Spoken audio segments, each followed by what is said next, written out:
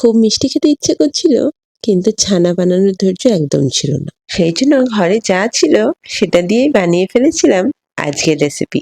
আমি কমলিকা, আমার রান্নাঘরে তোমাদের সবাইকে স্বাগত জানাই। এখানে আমি 4টে ব্রেড নিয়েছি, আর সেই ব্রেডগুলোর সাইডগুলো ঠিক এইভাবে ছুরি দিয়ে কেটে নিচ্ছি। এই ব্রেডের সাইডগুলো কিন্তু আমি ফেলে দেব না, একদমই ফেলবো না, সবই আমি রেখে দেব।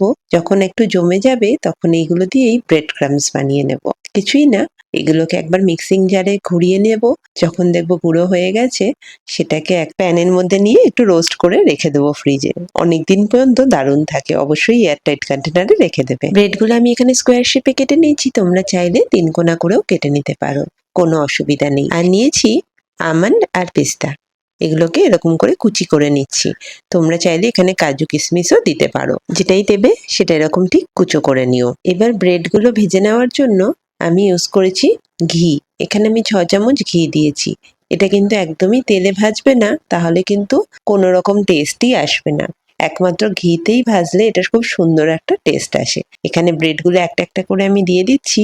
সবকটা কিন্তু বেশ লাল করে ভেজে নিতে হবে এপিট ওপিট। ব্রেডগুলো আমি এখানে লো টু মিডিয়াম ফ্লেমে 3 থেকে 4 মিনিট ধরে ভেজে নিয়েছি। এগুলো বেশ ওলট পালট করে ভেজে নেব। ঠিক যখন দেখবো যে এগুলো বেশ লালচে হয়ে এসছে দুপিটি, তখন এগুলোকে তুলে রেখে দিতে হবে। এবার ব্রেডগুলোকে সব এক এক করে তুলে নেব। প্যানের মধ্যে তো দেখতেই পাচ্ছ একদমই ঘি বেঁচে নেই, সেই জন্য আমি এখানে হাফ চামচ ঘি দেব। একদমই হাফ চামচ দেবো, কারণ ব্রেডের মধ্যে অনেকটা ঘি গেছে। সেই জন্য আমি হাফ চামচ ঘিয়ের মধ্যেই বাদামগুলো রোস্ট করে নেব। রোস্ট না করলেও চলে, কিন্তু একটা ঘিয়ের সুন্দর ফ্লেভার আসে, ওই জন্য আমি 1 মিনিট মতো নাড়াচাড়া করে নিচ্ছি। এদিকে ফুল ফ্যাট দুধ নিয়ে নিয়েছি আমি হাফ লিটার। একটা কড়াইয়ের মধ্যে এটা বসিয়ে দিয়েছি। এটাকে জাল তুলে নেব, কন্টিনিউয়াসলি নাড়তে থাকতে হবে। যখন এটা পুরোপুরি জাল উঠে যাবে, তখন ওই অবস্থায় এর মধ্যে দিয়ে দিতে হবে কিছুটা দুধের গুঁড়ো। এখানে আমি 3 টেবিল স্পুন গুঁড়ো দুধ ইউজ করেছি। তোমরা যদি দুধের পরিমাণ বেশি থাকে, সেই ক্ষেত্রে কিন্তু গুঁড়ো দুধের পরিমাণটাও বাড়াতে হবে। সবকিছু ভালো করে মিশিয়ে নিতে হবে, যাতে কোনো রকম দলা তৈরি না হয়। আর দিয়ে দিয়েছি 1 চিমটি মতো কেশর। কেশরের জন্য রংটাও যেমন সুন্দর আসে, সেরকম ফ্লেভারটাও খুব ভালো আসে। এই জন্য এই স্টেপটা কিন্তু আমি স্কিপ করতে চাই না। তো সবকিছু দেখতে পাচ্ছ অলরেডি কালারটা সুন্দর চলে এসছে।